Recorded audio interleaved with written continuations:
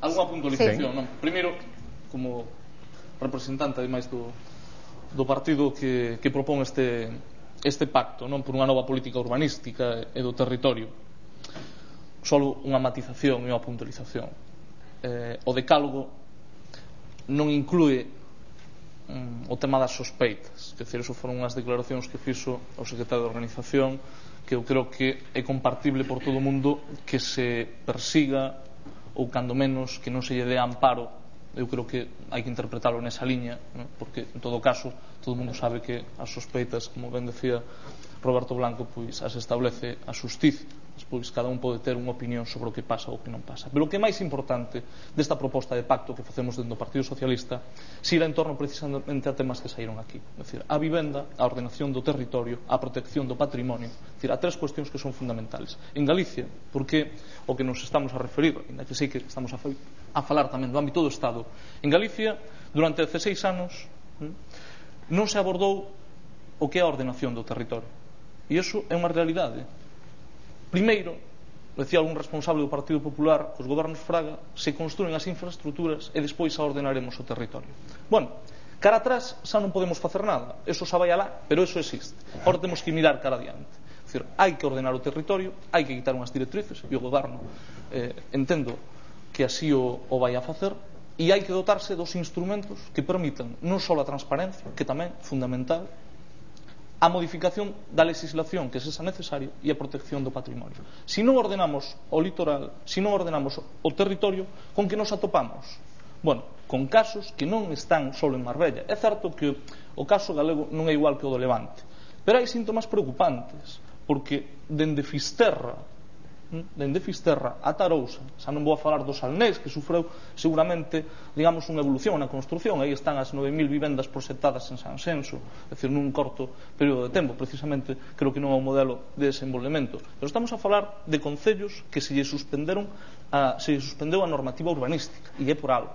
Os plans xerais que moitas veces se lle presentan ao organismo que ten as competencias en materia urbanística, que é a Xunta de Galicia, hai unha sentencia do Tribunal Constitucional que así o di, pois falan de, por exemplo, 2.000 vivendas a construir nos próximos 15 anos nun concello, no que a día de hoxe no seu núcleo principal non chegan as 1.500 vivendas. Estamos a falar de crecemento desordenado, e iso ten moito que ver co que está a pasar, aproveitando que o Miño pasa por Ourense, podríamos decir, co tema das riadas, co tema da alteración da natureza. Por qué? Porque tuvemos desarrollos urbanísticos. De eso falaremos nun índice, non? Da relación entre o contorno natural e a construcción. E se me permite unha puntualización solo do réxime legal de valoración do solo.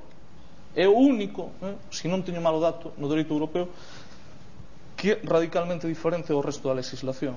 Porque aquí é o promotor, é o propietario do terreo o que realmente se beneficia desa plusvalía, sin ter unha repercusión, quitando ese 10% do aproveitamento que teñen os concellos, e se poden promover urbanizacións, se poden facer unha serie de cuestións de orden urbanístico cando non de mecanismos para financiarse. Esta a clave do asunto que falábamos de deixar facer, o financiamento dos partidos políticos. O financiamento dos concellos é unha cuestión importante. Se falaba tamén dos medios que teñen. Moitos concellos en Galicia, pola propia dispersión e polo propio debate pendente, non quero abrilo aquí, pero é un debate pendente, a de agrupación de concellos. Non pode ser que concellos que teñen 1.000 e 2.000 habitantes poidan ter os recursos, non os teñen. Esa realidade pode ser que casa concellos de 1.000 ou 2.000 habitantes. Sí, Roberto, pero cando ese debate, que un país que ten 2.800.000 habitantes teña 315 concellos é algo descabellado. Ese debate está pendente, verdad? É un debate que todos sabemos que está pendente. É unha ratoneira na que ninguén se quere meter. Abordaremos outro día, pero... Sin embargo, sí teño que decir, primeiro, que os concellos hai que reforzalos con medios. Segundo, que a Administración Autonómica, que ten competencias, de feito, en 2006, neste ano, se puso en marcha un plan de inspección urbanística con 63 persoas, e no 2007 comenzará a Axencia de Legalidade da Protección do medio, a Axencia de Legalidade Urbanística, en canto a que, precisamente, a axudar aos concellos, en canto a que se cumpla a normativa, e despois o que é a modificación da Lei de Facendas Locais e, polo tanto, de prover de recursos aos concellos é un tema pendente. O que pasa é que eu creo que non se pode unir, porque é perigoso, entendámonos ben, o fenómeno de determinadas construcións, de aprobar determinados convenios en determinados concellos, que eso supón uns ingresos, a subasta de suelo, que tamén se está dando, eso suple, nalgúns momentos, eso está pasando nos concellos, que os concellos teñen que quitar a subasta suelo. Ese mismo suelo se podía destinar, e así o propoñemos nós a modificación da lei do solo estatal, un 25% a solo residencial para vivendas protegidas. É dicir, as reclamacións que hai de vivenda pública teñen que suplirse de algún xeito.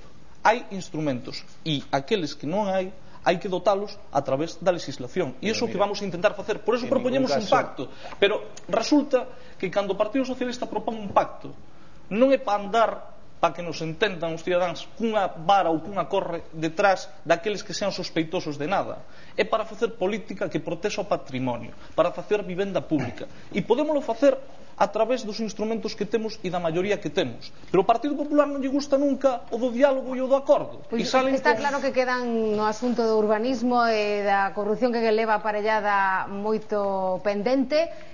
Segurísimo que en Hai Debate abordaremos o tema máis adiante.